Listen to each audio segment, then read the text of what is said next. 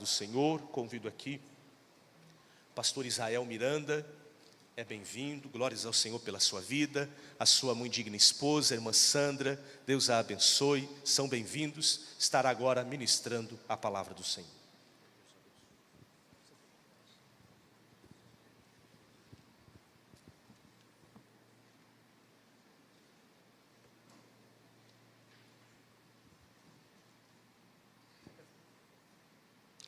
Queridos, quero cumprimentá-los com a graciosa paz, amém? Abra comigo, por favor, a Santa Palavra, na segunda carta de Paulo a Timóteo, capítulo 4, versículo de número 6, até o versículo de número 9. Está escrito assim: quanto a mim, a hora já chegou de eu ser sacrificado e já é tempo de deixar esta vida. Combati o bom combate, acabei a carreira, guardei a fé e coroa terei de justiça, que é o prêmio da vitória que é dado para quem vive uma vida correta, o prêmio que o Senhor, o justo juiz, me dará naquele dia. E não somente a mim, mas a todos os que esperam com amor a sua vinda. Venha me ver logo que puder. Amém? Vamos orar. Pai, nós te agradecemos por tudo que vivemos até aqui. Sua palavra foi lida e ela vai ser exposta. Rogo que o Senhor use a minha vida para falar com os teus filhos nesta noite. Que sejamos por ti edificados, despertados, orientados, consolados, fortalecidos, para o louvor do seu nome. Fala com a sua igreja, em nome de Jesus. Amém e amém. Queridos, é um prazer estar aqui com os irmãos para juntos cultuarmos ao Senhor. Eu sou muito grato a Deus pela vida do reverendo Elias, pelo convite, reverendo Moisés, pastor Jodson, pastor Elisiel. É um prazer e uma honra poder estar nesta igreja e servi-los com a palavra de Deus. Sinto-me muito honrado e louvo a Deus por essa oportunidade. Estou com a Sandra, minha esposa, e também com o Seymour, nosso filho, que está já na escolinha. Eu sou angolano, os pastores estão indo para Angola, muito provavelmente eu também iria com eles, porque algumas vezes que foram para Angola eu fui com eles, mas eu estou já no Brasil há 10 anos e em dezembro deste ano estaremos voltando para Angola definitivamente, então por causa disso não seria possível ir com eles também nesta jornada, pelo que os agradeço pela disponibilidade em servir Angola, nosso país e a igreja em Angola. E somos muito gratos a Deus pela vida e ministério deles também. Eu quero, esta noite, falar com os irmãos sobre reavaliar para fazer valer a pena. Essa mensagem, ela é resultado desse momento que eu estou vivendo de retorno para Angola depois de 10 anos no Brasil, e também da leitura de um livro que eu fiz, denominado Antes de Morrer, os 5 maiores arrependimentos de pessoas à beira da morte, de uma enfermeira australiana que catalogou os arrependimentos que os pacientes que ela atendeu à beira da morte manifestaram. Alguns, de forma geral, falaram muitas coisas. Ela marcou no mínimo 5 dos que se tornaram praticamente a média, como por exemplo: olha, se eu pudesse, eu gostaria de viver a vida mais pensando em mim do que fazer o que os outros esperavam de mim. Outros disseram muito sobre o quanto gostariam de não trabalhar muito, trabalhar menos do que trabalharam. Outros disseram: gostaria de manter os contatos com os meus amigos, de fato, porque eu os perdi. Outros disseram: eu gostaria muito de expressar mais os meus sentimentos, coisa que eu acabei não fazendo, reprimi muitas das vezes. E esse livro, de certa forma, para mim, foi assim bem interessante. E nesse momento que eu estou de voltar para Angola, de reflexão, de reavaliar algumas coisas, de reavaliar como foram esses 10 anos e como poderão ser os próximos 10, 15, 20 anos, se Deus permitir, pude perceber o quanto o ser humano, embora tenha consciência de que a vida é breve, ele muitas das vezes vive como se ela não fosse. E aquilo que dissemos geralmente, que as pessoas dizem no contexto da morte, diz muito sobre como as pessoas viveram. Portanto, a minha intenção esta noite não é falar com vocês sobre morte, mas tentar despertá-los, desafiá-los a reavaliar, a repensar como estão vivendo. Em meio a pessoas que, se estivessem diante da morte agora, talvez diriam: se eu pudesse, trabalharia menos. Eu gostaria de expressar mais os meus sentimentos. Pessoas que estão arrependidas de uma série de coisas. Eu quero apresentar a vocês alguém que esteve à beira da morte e tentarmos ver o que ele está dizendo, palavras encantadoras, que talvez nós, se não pararmos para reavaliar algumas coisas, não poderemos dizer quando chegar a nossa vez. É parando que a gente pode talvez reverter algumas coisas, reavaliar algumas coisas, reiniciar, repensar e até mesmo, quem sabe, mudar algumas rotas. A gente vive um tempo tão corrido, vivemos tão acelerados, que nos vemos muitas das vezes tão cansados, que é quase que impossível a gente parar de 15 em 15 dias, uma vez por mês, de 3 em 3 meses, de 6 em 6 meses, para pensar a vida, para repensar algumas prioridades, para ver como estamos caminhando. A gente rompe tudo, a gente acelera. Estamos no ritmo do ex-prefeito de São Paulo e ex-governador de São Paulo, João Dória, que dizia: acelera São Paulo. Vivemos acelerados, mas é fundamental parar. Alguém disse uma vez que quem não para, a vida lhe para. Quem não para comer, a vida vai te parar em algum momento. Quem não para cuidar da saúde, a vida vai lhe parar em algum momento. Quem não para pensar como está caminhando, um momento ele será obrigado a parar, talvez de forma trágica.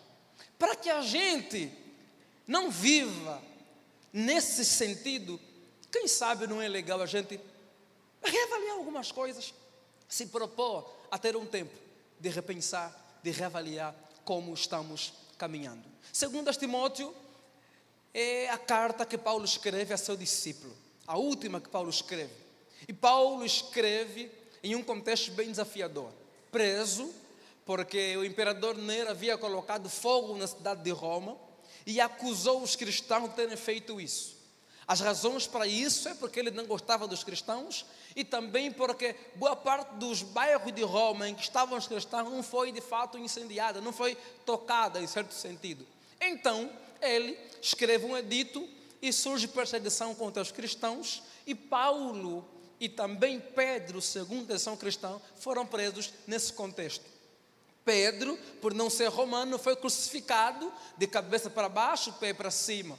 E Paulo, por ser também romano, e romano jamais poderia ser crucificado, Paulo foi então morto, cortando sua cabeça. Antes de cortarem sua cabeça, Paulo escreveu este livro. A intenção de Paulo é talvez dupla: orientar seu discípulo e encorajá-lo.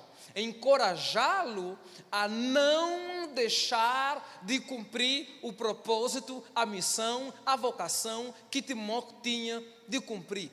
Orientá-lo diante dos desafios, diante das tentações, diante das heresias dos homens maus. Paulo quer orientar seu discípulo em como caminhar, em como lidar com essa realidade. Se pudéssemos resumir esse livro, talvez poderíamos resumi-lo em 5 ordens de Paulo a Timóteo, como 1 Timóteo capítulo 1, versículo número 6, 7, 8, não tenha vergonha do Evangelho. Ele poderá colocar você em situações situação vergonhosa. Mas estar em situação vergonhosa é diferente de sentir-se envergonhado. Por quê? Porque nada é mais honroso do que, por causa do Evangelho, passar vergonha. Não porque eu me sinto envergonhado, porque é uma honra, é um privilégio ser perseguido por causa do Cristo.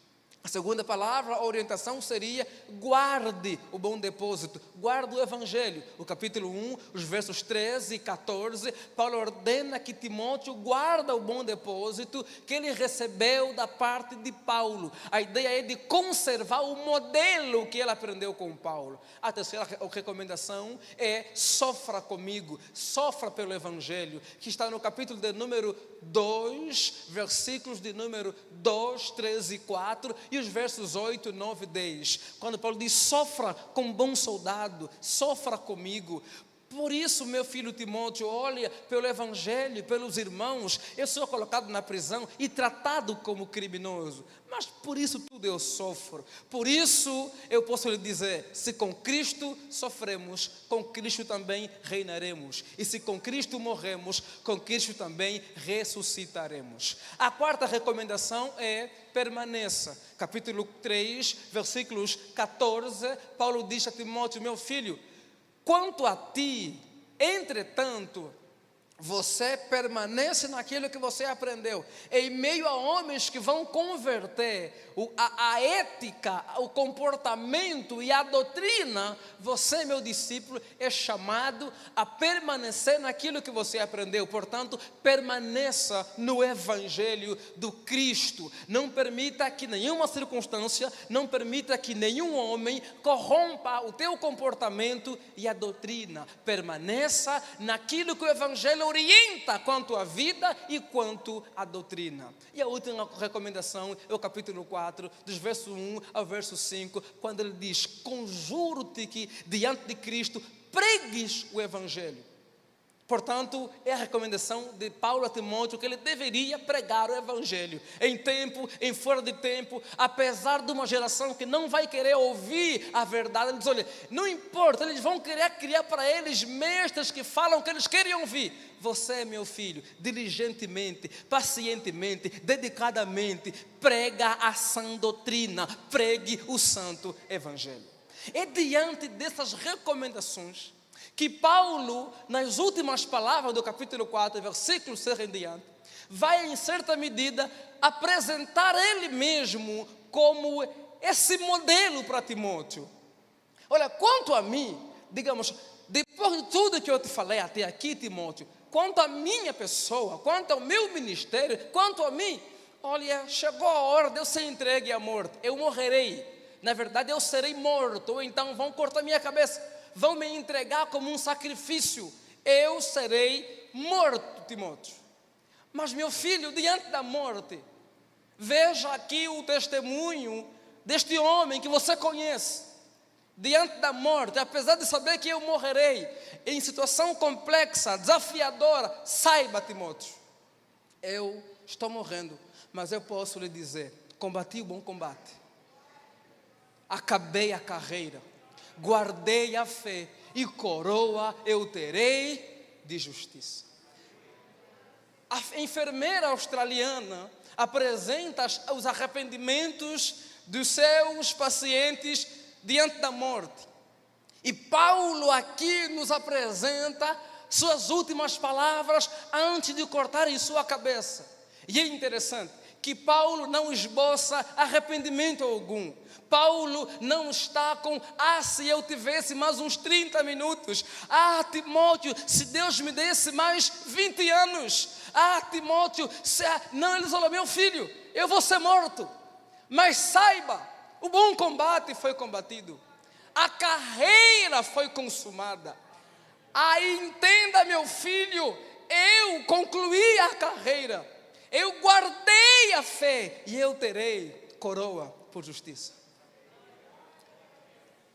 Talvez nós não estaríamos hoje em condições de reafirmar o que Paulo está reafirmando aqui em 2 Timóteo, capítulo 4, do verso 6 ao verso número 9. E é por não estarmos talvez em condições de reafirmar, e aqui estou generalizando, porque pode ter gente que está, mas eu creio que de certa forma a maioria não está, porque talvez a maioria teria arrependimentos a esboçar, que eu quero então desafiá-los a reavaliar. Se não chegamos ainda onde Paulo chegou, à beira da morte, sabendo que ele morrerá, se não chegamos ainda, embora podemos estar diante dela sem saber, então reavalie, para quando você lá estiver, você não tenha dificuldades e talvez não se arrependa como é a maioria das pessoas. E possa então declarar o que diz Paulo aqui em 2 Timóteo. Podem não ser com as mesmas palavras, mas podem ser a partir da sua realidade. É a partir dessas 4 afirmações de Paulo a Timóteo que eu quero fazer a vocês algumas perguntas sobre isso que ele está falando aqui. A primeira, Paulo não esboça arrependimento. Paulo diz: eu combati o bom combate. Paulo demonstra então que aquilo que ele está falando aqui diante da morte é simplesmente resultado, consequência de como ele viveu. E como é que ele viveu? Depois que ele conhece a Cristo, ele diz: eu combati o bom combate, eu me envolvi no bom combate. Portanto, eu lhe perguntaria: Paulo está adjetivando o seu combate como sendo um bom combate? Até aqui, como você adjetivaria os combates em que você tem se envolvido? Paulo diz que o combate em que ele se envolveu em toda a sua jornada como cristão foi o bom combate. E o que seria aqui o bom combate? O bom combate da causa do Cristo, o bom combate da defesa da fé, o bom combate da implantação das igrejas, o bom combate da vida santa, o bom combate de ser um missionário dedicado ao Senhor, o bom combate de padecer perseguições pela causa de Cristo. Portanto, Paulo diz: eu me vi em toda a minha caminhada envolvido em um combate. Mas não foi qualquer combate, foi um bom combate, foi o bom combate. Portanto, Paulo está morrendo, e Paulo morre sem arrepender-se da forma como viveu. Por quê? Porque ele pode adjetivar os combates que ele esteve envolvido. E ele diz: foi o bom combate. Hoje, com sinceridade, se você avaliar, se você repensar os combates em que você tem se envolvido, em que você se encontra, você poderia adjetivá-los como sendo bons combates. Porque se Paulo diz que existe o bom combate, supõe-se subentendidamente que existem combates que não são bons. E Paulo diz que não, meu filho Timóteo, eu morrerei, mas eu posso morrer em paz, porque eu sei, a minha jornada foi uma jornada envolvida no bom combate. Portanto, é um combate que valia a pena. Por isso, reavalie seus combates, repense os combates em que você está envolvido. Se envolva nos combates que podemos adjetivá-los como sendo bons.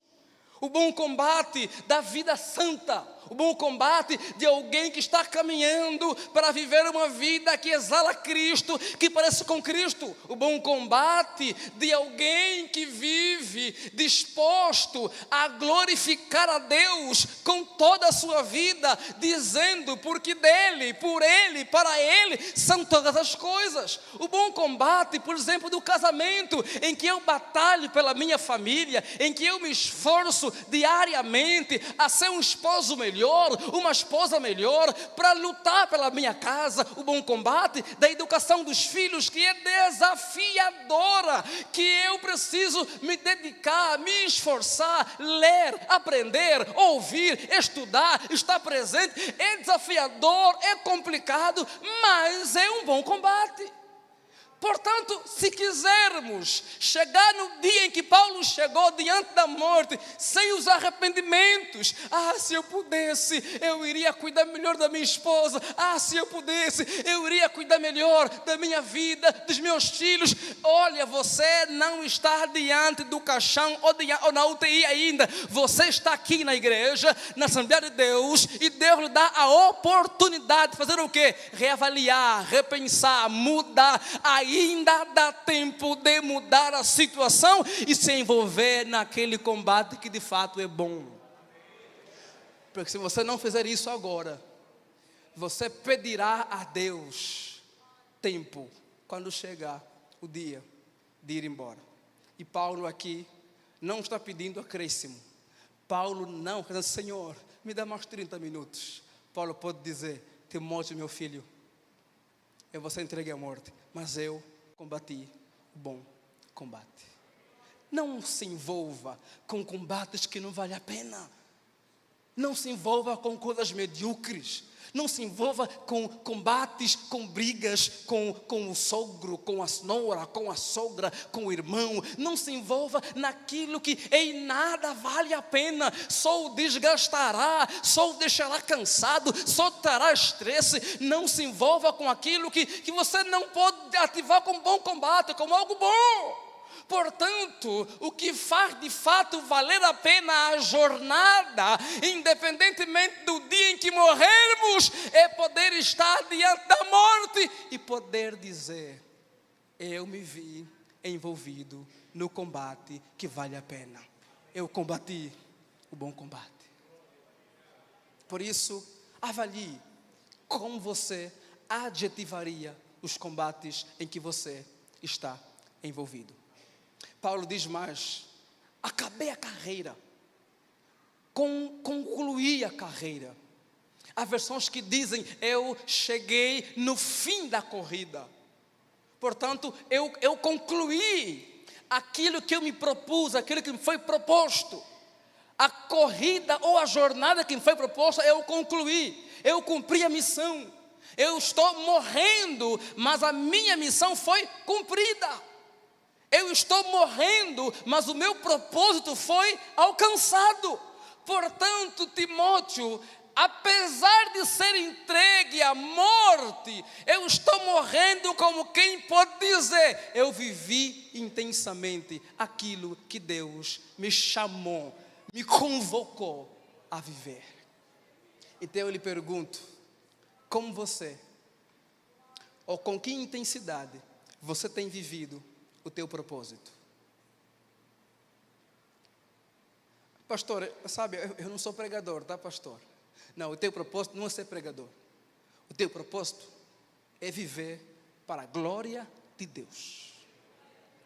Então a pergunta que não se cala é: com que intensidade você tem vivido o teu propósito? Eu sou um engenheiro, então com que intensidade você é um engenheiro que glorifica a Deus como engenheiro? Com que intensidade você faz da sua profissão, daquilo que você é, daquilo que você tem, aquilo que concilia para que você cumpra o teu propósito? De quê? De dar a Deus o louvor que lhe é devido. Portanto, viva intensamente para a glória do nome do Senhor. Cumpra o propósito que Deus confiou em sua vida. Seja um cooperador de Deus na missão de Deus onde você está, porque essa é a nossa missão. Não permita que a sua vida seja gastada com bobagens, com mediocridade. Cumpra, viva para cumprir o propósito que Deus lhe confiou, o propósito de por que você existe. Viva intensamente para a glória dele, podendo dizer: quer comais ou bebais ou façais qualquer outra coisa, faça isso para a glória do nome do Senhor.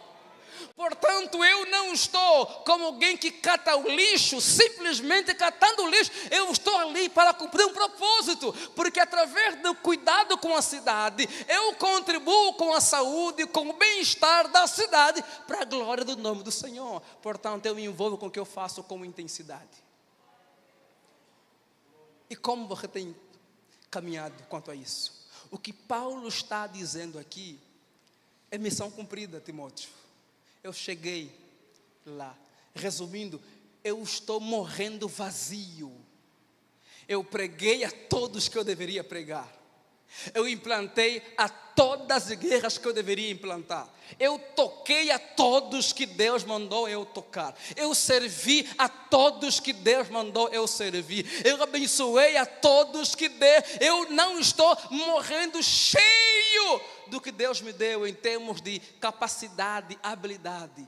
Eu posso dizer que eu estou morrendo vazio.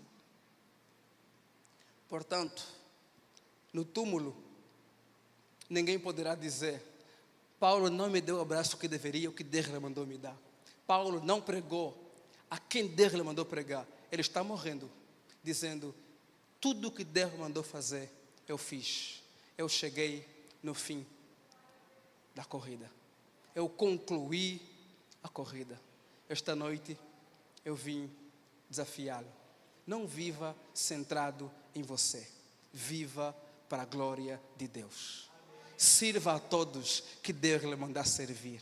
Abençoe a todos que Deus lhe mandar abençoar. Não queira ser apenas alguém que quer receber bênçãos de Deus. Queira ser uma bênção de Deus para outras pessoas. Queira que Deus toque outros através de você. Queira que Deus abençoe outros através de você. Queira que Deus faça com a gente o que Ele disse em Abraão, em Gênesis 12:3. Eu te abençoarei e através de você abençoarei as famílias da terra. Portanto, a bênção de Deus, ela tem um propósito missional.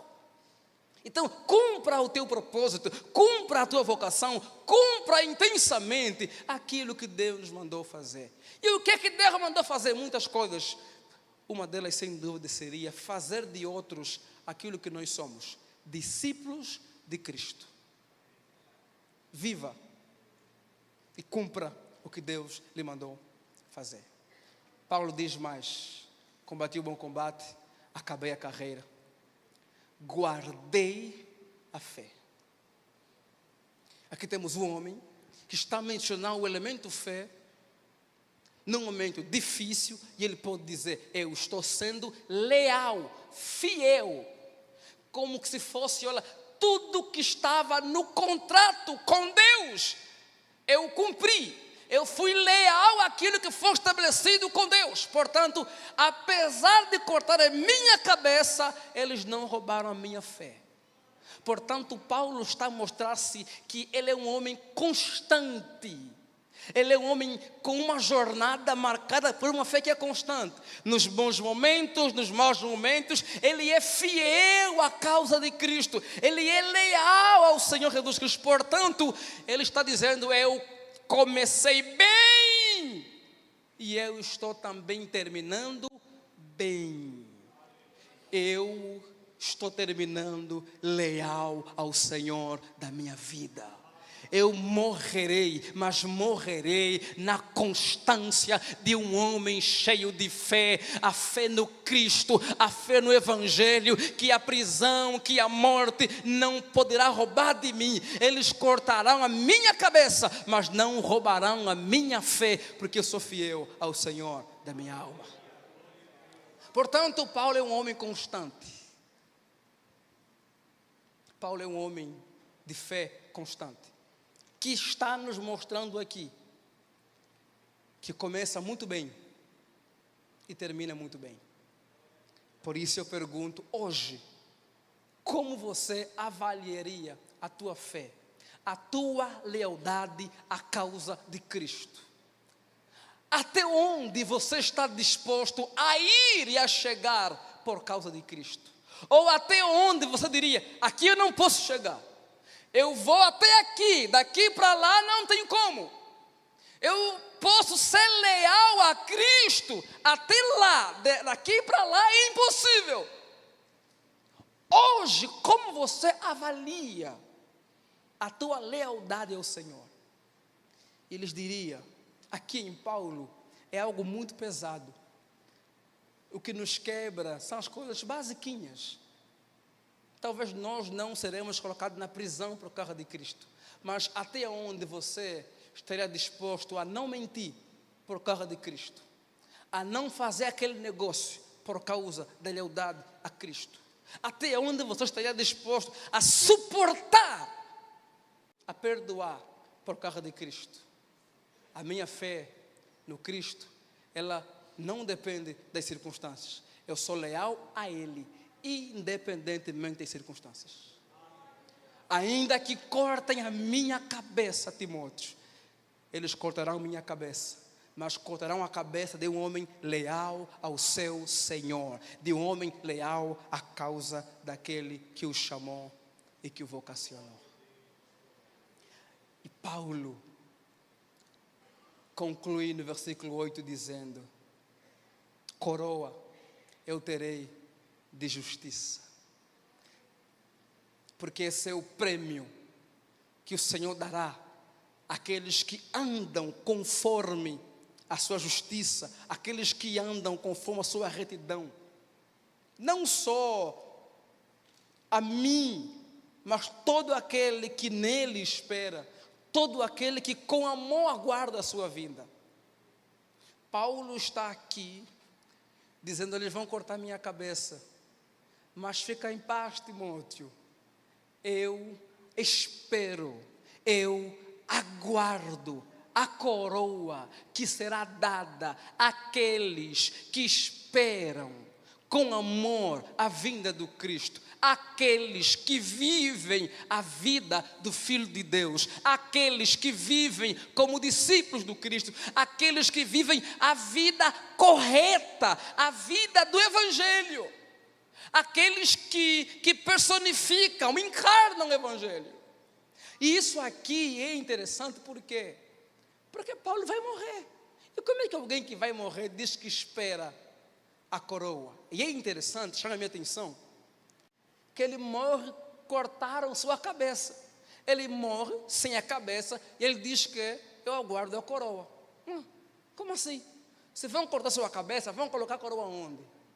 A resposta é que para Paulo, sabe, está dizendo o quê? A minha esperança não se resume ao aqui e ao agora. Por isso, Paulo está morrendo, e Paulo morre, mas não sem esperança. Ele morre, vão cortar sua cabeça, e ele pode dizer: cortarão a minha cabeça aqui e agora, mas eu aguardo ansiosamente, eu espero a recompensa, a coroa dos santos que vem do Senhor. Por quê? Então vem a pergunta: em que você tem depositado a tua esperança? A tua esperança está depositada em quê?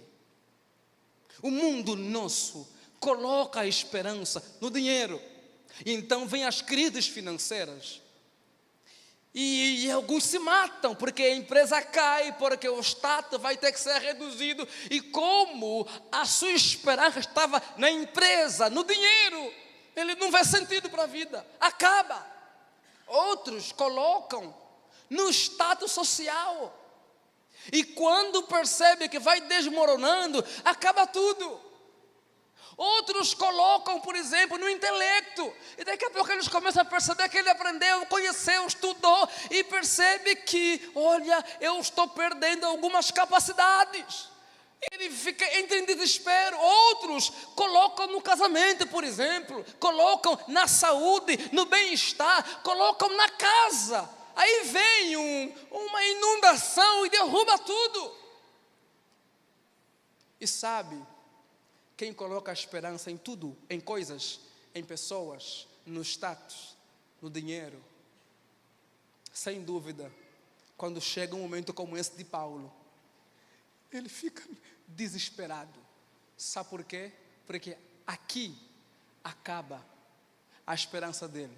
Porque se for o dinheiro, quando chega a morte, acaba tudo.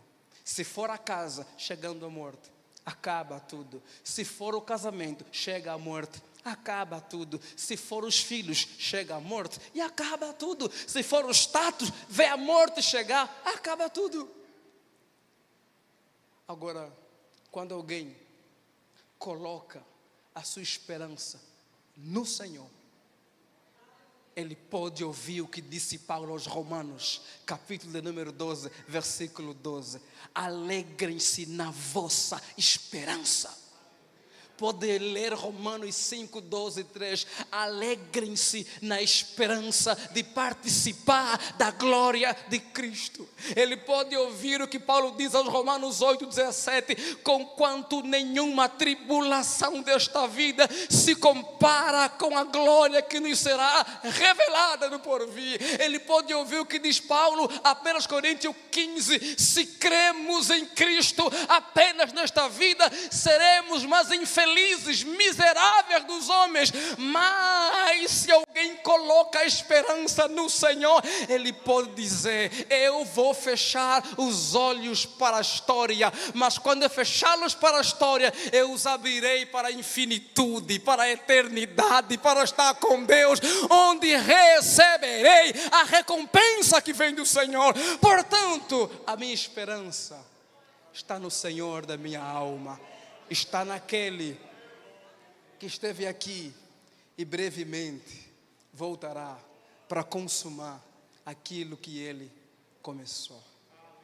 Portanto, meu irmão, talvez você ainda tenha ali os 20, 30, 40, 50, 60 anos, ou talvez 20 anos, ou talvez 10, 5. Não espere estar neste lugar de morte, de desespero. Faça isso, se preciso for amanhã, daqui 20 dias, daqui 1 mês, e reavalia com sinceridade aonde está depositada a tua esperança. Se você está construindo ela sobre o dinheiro, lamento informar, você está construindo a sua casa sobre a areia. Ela é corrompível, ela é superficial, ela pode ser derrubada, ela pode ser roubada e corroída. Portanto, aprenda com o Cristo que diz: ajuntem tesouro no céu, onde nem o ferrugem, nem a traça, nem os ladrões podem roubar. Portanto, viva a vida aqui, trabalhe aqui, aprenda aqui, invista aqui, empreenda aqui, construa a sua vida aqui, viva como alguém que é um londrinense normal, que tem uma boa casa, um bom lugar para morar, um bom carro, uma vida digna para a sua família, mas não permita que as coisas te façam achar que elas poderão dar a você aquilo que só Paulo, que só Cristo pode dar. Se você fizer isso, quando estiver neste lugar em que Paulo estava, talvez você perceberá que eles foram bênção para você, mas te enganaram. Eles te prometeram algo que não podiam te dar.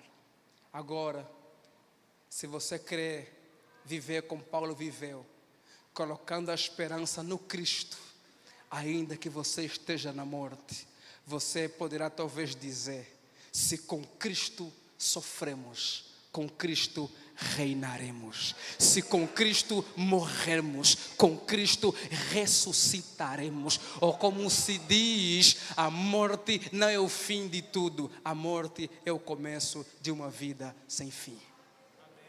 Portanto, meu irmão, avalie, pergunte-se, e eu lhe pergunto: em que você tem depositado a tua esperança? Em que está a confiança, a segurança do seu viver? Por favor, não viva como se Deus não existisse. Não viva como se a vida se resumisse a trabalho, a comida, a casa, a estudo, ao empreendimento. Não viva como se a vida fosse apenas do sol para cá. Porque, como dizia Pascal, olha, se Deus não existe, o cristão terá perdido algo finito. Terá perdido talvez sua vida, que é finita, aqui e agora. Agora, se Deus existe, como cremos que existe, aquele que não creu nele, aquele que viveu como se ele não existisse, terá perdido a infinitude. Portanto, se você colocar nas coisas a tua esperança, você está depositando naquilo que é finito. E quando acabar o que é finito, acaba a sua vida, acaba a sua esperança. Mas se você colocar naquele que é eterno, ainda que a vida acabe aqui, você pode dizer, naquele dia, quando soar a trombeta, os mortos ressuscitarão primeiro, ouvirão a voz do Senhor, serão transformados e arrebatados. Portanto, o cristianismo é a religião, se posso assim dizer, que permite que as pessoas passem pelos tempos difíceis, choram, mas não sem esperança. Sabe por quê? Porque eles sabem, a história não termina com a sexta-feira da morte e da tragédia. A história termina com o domingo da ressurreição. Assim como Jesus Cristo, que foi tocado, destruído pelo pecado, e quando ele ressuscita, o seu corpo foi a primeira coisa que o pecado tocou, derrubou. É a primeira coisa que foi transformada pelo Evangelho na ressurreição. Assim também, aqueles que creem em Deus podem dizer: a história não vai terminar com a sexta-feira da morte ou com o sábado da ansiedade e dos medos. A história termina com o grande dia do Senhor.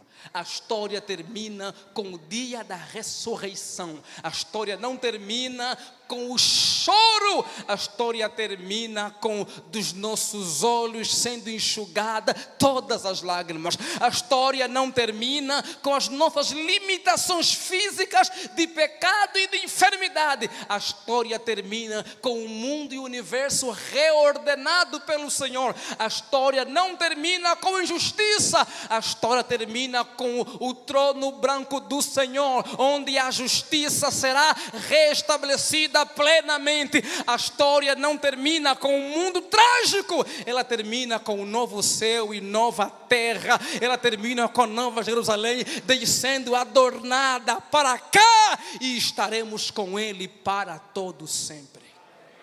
Portanto, ainda que diante da morte, que talvez tenha algum desespero por querer viver, mas eu posso, com esperança, dizer: eu vou ao encontro do meu Senhor.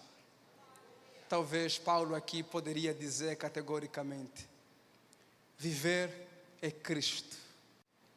E quando viver é Cristo, morrer é lucro. Irmãos, olhem que loucura é isso aqui. É um homem que está diante da morte. E ele não está arrependido. Sabe por quê? Porque aquilo que a gente diz diante da morte está muito relacionado à forma como nós vivemos. Então termino perguntando: como você tem vivido a vida que Deus lhe deu? Quais combates você tem se envolvido? Como você pode adjetivá-los? E o propósito, a missão, com que intensidade? E a fé? Até onde você está disposto a ir pela causa do Cristo? E aonde você tem colocado a tua esperança? Acredito que essas 4 perguntas, respondidas de forma correta, poderão nos levar, estando naquele dia em que